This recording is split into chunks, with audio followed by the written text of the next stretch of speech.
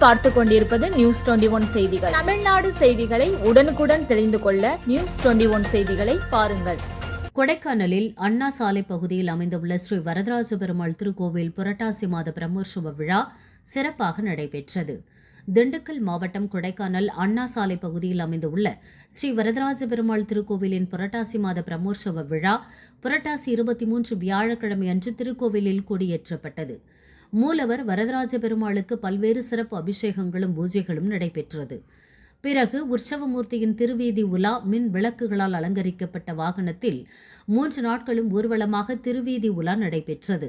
ஆயிரக்கணக்கான பக்தர்கள் ஸ்ரீ வரதராஜ பெருமாளை மனமுருகி வேண்டினார்கள்.